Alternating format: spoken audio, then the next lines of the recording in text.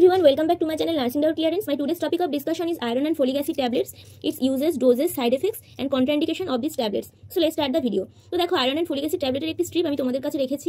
তো এই ট্যাবলেটটি কিন্তু গভর্নমেন্ট সাপ্লাই একটা মেডিসিন। তো প্রথমেই আমরা জেনে নিই যে এটার কি গ্রুপ।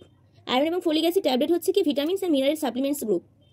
এবার ইউজের সম্পর্কে জেনে নিই। তো ভিটামিন হিসেবেই আমরা কিন্তু এই মেডিসিনটি ইউজ করতে পারি এবং তাছাড়া আরও অনেক ধরনের কাজ কিন্তু এই মেডিসিন করে।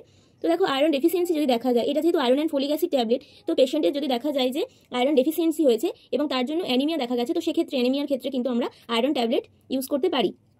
নেক্সট দেখো প্রিভেন্টিং ফোলেট ডেফিসিয়েন্সি। এখানে আয়রন অ্যান্ড ফলিক অ্যাসিড দুটোর কম্বিনেশনের মেডিসিন, সেই জন্য ফলিক অ্যাসিডের যদি ডেফিসিয়েন্সি দেখা যায় কোনো পেশেন্টের ক্ষেত্রে, তো সেক্ষেত্রে কিন্তু আমরা এই মেডিসিনটি ইউজ করতে পারি। সাপোর্টিং প্রেগনেন্সি, প্রত্যেকটা প্রেগনেন্ট ওমেনকে কিন্তু এই মেডিসিন দেওয়া হয়, কারণ কি আমাদের শরীরে একটা স্টোর করে রাখা হয় আয়রন। কারণ কি যখন হচ্ছে ডিউরিং ডেলিভারি প্রায় অনেকটাই ব্লাড লস হয়, তো সেই জন্য সেই ব্লাড লসে মায়ের যেন অ্যানিমিয়া না দেখা যায়, সেই জন্য কিন্তু আমাদের শরীরে অনেকটাই আয়রন স্টোর করে আগে থেকে রাখার জন্যই কিন্তু এই মেডিসিনটি নেওয়া হয়।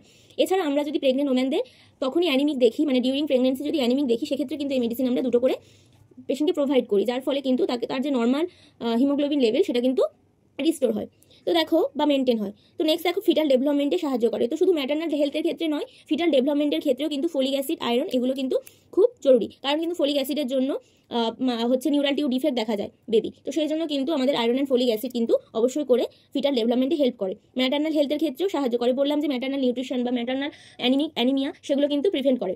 তাছাড়া দেখো ইমপ্রুভিং কগনিটিভ ফাংশনস, তো এই মেডিসিন কিন্তু বুদ্ধিমত্তার বিকাশেও সাহায্য করে। নেক্সট দেখো অ্যাড্রেসিং আদার কন্ডিশন, আরও বিভিন্ন ধরনের কাজে কিন্তু এই মেডিসিন সাহায্য করে। যদি দেখা যায় যে পুয়ার ডায়েট, তো যেহেতু প্রথমেই বললাম এই মেডিসিনের group vitamins and mineral supplement হিসেবে কাজ করে, তো সেই জন্য কিন্তু যদি ভিটামিন ঠিকঠাক করে পেশেন্ট ভিটামিন ইনটেক করছে না বা ডায়েটারি ওর মধ্যে দিয়ে পুয়ার ডায়েটারি ইনটেকের মধ্যে দিয়ে সে ঠিক করে আয়রনটা পাচ্ছে না, সেক্ষেত্রে কিন্তু এই মেডিসিন আমরা প্রোভাইড করতে পারি। বিভিন্ন ধরনের হেলথ প্রবলেম যদি দেখা যায়, প্রচণ্ড পরিমাণে ঘাম দেখা যায়, উইকনেস দেখা যায় পেশেন্টের মধ্যে, তো সেক্ষেত্রেও কিন্তু আমরা এই মেডিসিন ইউজ করতে পারি। তারপরে দেখো যদি ঠিক করে আয়রন অ্যাবজর্পশন না হয়, তো সেক্ষেত্রে কিন্তু আমরা পেশেন্ট ডায়েটারি ইনটেকের মাধ্যমে ঠিকমতো আয়রন অ্যাবজর্পশন করতে পারছে না, সেক্ষেত্রেও কিন্তু আমরা এই মেডিসিন প্রোভাইড করতে পারি। এবং দেখো ফাস্টার nutrient absorption during recovery from surgery, তো সার্জারির পরে কিন্তু আমাদের প্রচুর পরিমাণে আয়রনের দরকার হয়ে পড়ে, কারণ কি ব্লাড লস হয় প্রচুর পরিমাণে, সেই জন্য কিন্তু এই মেডিসিন আমরা প্রোভাইড করতে পারি যাতে নিউট্রিয়েন্ট ঠিকঠাক করে অ্যাবজর্ব হতে পারে। নেক্সট দেখো ডোজেস সম্পর্কে জেনে নিই। ডোজেস আমরা অবশ্যই ফিজিশিয়ানের পরামর্শ অনুযায়ী আমরা পেশেন্টকে প্রোভাইড করি যে কেমন কি এই মেডিসিন খেতে পারবে। আমরা প্রেগনেন্ট ওমেনদের কিন্তু এটা একটা করে দিই যদি তার হিমোগ্লোবিন নর্মাল লেভেলের মধ্যে থাকে, কিন্তু যখন দেখা যায় যে হিমোগ্লোবিন 11 বা 11-এর নিচে চলে আসে, সেক্ষেত্রে কিন্তু 11 থেকে 7-এর নিচ পর্যন্ত সিভিয়ার অ্যানিমিক পেশেন্টের ক্ষেত্রেও কিন্তু আমরা দুটো করে, সকালে একটা বা দুপুরে খাওয়ার পরে, টিফিন খাওয়ার পরে একটা এবং রাত্রে খাওয়ার পরে একটা পেশেন্টকে প্রোভাইড করি।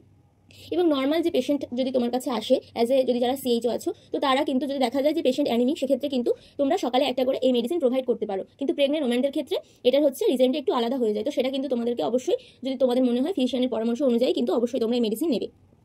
আর বাচ্চাদের ক্ষেত্রে আমরা রেড যেটা হচ্ছে তোমার পিক আইফে ট্যাবলেট, যেগুলো ওদের স্কুলে সাপ্লাই দেওয়া হয়, সেগুলো কিন্তু ওরা নেয়, তো ওদেরকে আলাদা করে কিন্তু এই অ্যাডাল্ট ডোজ এই মেডিসিন কিন্তু দেওয়ার কোনো প্রয়োজন নেই।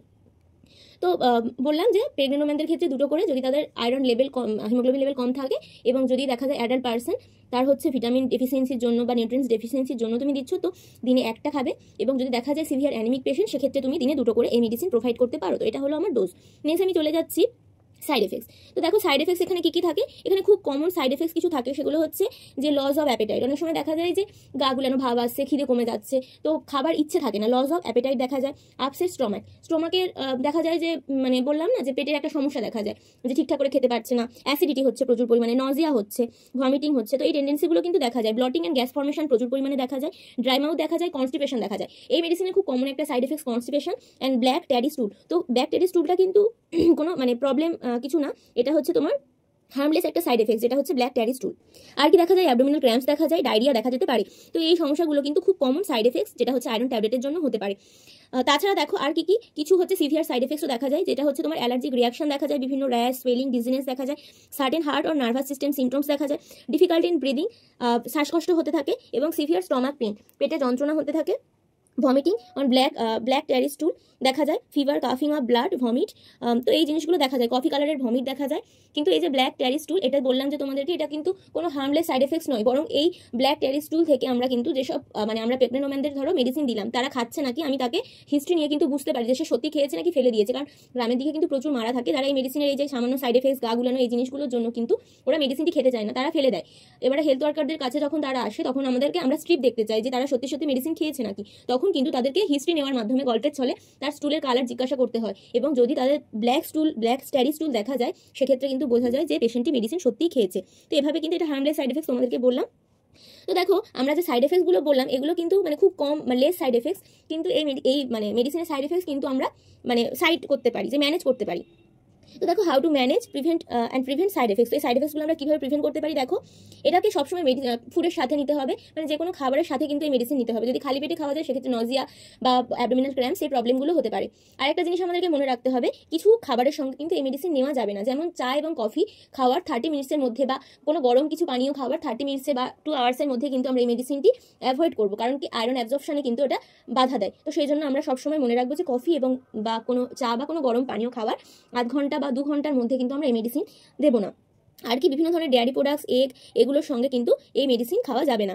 ভিটামিন সি খেতে হবে এই মেডিসিনের সঙ্গে, কারণ কি আমরা জানি যে ভিটামিন সি আয়রন অ্যাবজর্পশনে হেল্প করে, বা ভিটামিন সি সমৃদ্ধ ফুড যেগুলো লেমন বা হচ্ছে যে আদার্স শাকসবজির মধ্যেও থাকে। তো এই মেডিসিনগুলো, আমলকি, তো এইগুলো আমরা কিন্তু পেশেন্টকে প্রোভাইড করতে পারি। Increase fibre, do not take more than, মানে এটা হচ্ছে ফাইবার প্রচুর পরিমাণে পেশেন্টকে খেতে হবে, এবং যতটা হচ্ছে আমার দরকার এর বেশি আয়রন কিন্তু আমি পেশেন্টকে দেবো না। তো দেখো আর কি হতে পারে, যদি ভিটামিন B12 থাকে, তো সেই ডেফিসিয়েন্সিটাকে আমাকে চেক করতে হবে। যদি ডেফিসিয়েন্সি থাকে, সেক্ষেত্রে দেখো এটা ফলিক অ্যাসিড কিন্তু যদি মানে সিরিয়াস নার্ভ ড্যামেজ করে, তো এক্সেসিভ ফলিক অ্যাসিড যদি আমার শরীরে হয়ে যায়, সেটা কিন্তু ক্ষতিকর, সেটা আমাকে অবশ্যই চেক করে দিতে হবে। তো এগুলো স্পেশাল পয়েন্টস। নেক্সট আমি জেনে যাই যে কন্ট্রাইন্ডিকেশন কী কী থাকতে পারে। তো এই মেডিসিনের যে কন্ট্রাইন্ডিকেশনগুলো থাকে, সেগুলো দেখো আয়রন ওভারলোড ডিসঅর্ডার হতে পারে, কারণ কি যদি এক্সেসিভ পরিমাণে আমি আয়রন পেশেন্টকে দিতে থাকি, তার সেই পরিমাণটা দরকার নেই, সেক্ষেত্রে কিন্তু আয়রন ওভারলোড হয়, এবং সেক্ষেত্রে পেশেন্টের প্রবলেম ক্রিয়েট হতে পারে। বিভিন্ন ধরনের ডিজিজ কন্ডিশন দেখা যায়। তো এখানে কি হয়, বডির মধ্যে প্রচুর বিভিন্ন অর্গানে হচ্ছে কি আয়রন অ্যাকুমুলেশন হয়, আয়রন জমে যায় এবং সেই অর্গানগুলোকে ড্যামেজ করতে থাকে। তো এটা কিন্তু খুব সিরিয়াস একটা সাইড এফেক্ট। তো সেই জন্য কিন্তু আমাদেরকে ফিজিশিয়ানের পরামর্শ নিয়ে এই মেডিসিন প্রোভাইড করতে হবে। নেক্সট দেখো অ্যানিমিয়া, যেটা হচ্ছে আয়রন ডেফিসিয়েন্সির জন্য হয়নি, মানে পেশেন্টের অ্যানিমিয়া আছে, বিভিন্ন ধরনের তো অ্যানিমিয়া হয়। তো সেক্ষেত্রে যদি আয়রন ডেফিসিয়েন্সির জন্য অ্যানিমিয়া না হয় পেশেন্টের, কিন্তু আমি আয়রন কিন্তু তাকে প্রোভাইড করতে পারবো না। আর যদি রিপিটেড ব্লাড ট্রান্সফিউশন, কোনো পেশেন্টের, অনেক মানুষ আছে দেখবে যারা রিপিটেডলি ব্লাড ট্রান্সফিউশন করছে, তাদের ক্ষেত্রে কিন্তু আমরা আয়রন দেবো না। প্যারেন্টারাল আয়রন থেরাপি, যারা হচ্ছে প্যারেন্টারালি আয়রন থেরাপি নিচ্ছে, তাদের ক্ষেত্রে এই যদি আয়রন দিই আবার আমি মানে ট্যাবলেট হিসেবে, তো সেক্ষেত্রে কিন্তু এক্সেসিভ হয়ে যাবে, ডোজটা ওভারলোড হয়ে যাবে। তো আর কি আছে দেখো, স্টমাক অ্যান্ড ইন্টেস্টাইনাল ইস্যু, যদি বিভিন্ন ধরনের পেটের সমস্যা থাকে বা কোনো পেটে আলসার থাকে, তো এই ধরনের সমস্যা যদি থাকে, আমি কখনোই কিন্তু আয়রন অবশ্যই ফিজিশিয়ানের পরামর্শ নিয়ে দেবো, এবং কখনোই আমি এই হিস্ট্রিগুলো পাওয়ার পরে আয়রন দেবো না। তো দেখো আজকে আমার ভিডিওটি ছিল iron and folic acid tablet. তো এই মেডিসিনটি এখানে দেখো লেখা আছে কত, এলিমেন্টারি আয়রন থাকে 60 mg, and dried ferrous sulphate থাকে 200 mg, ফলিক অ্যাসিড থাকে 0.5 mg। তো এই মেডিসিন আমি কিভাবে নেব এবং এই মেডিসিনের কী কী সাইড এফেক্টস, সবটা তোমাদেরকে বললাম। ভিডিওটি ভালো লাগলে অবশ্যই লাইক, কমেন্ট এবং শেয়ার করো। আজ তাহলে এই পর্যন্ত, পরবর্তী ভিডিও নিয়ে খুব তাড়াতাড়ি তোমাদের সঙ্গে আসছি। ততক্ষণ সবাই ভালো থেকো, সুস্থ থেকো।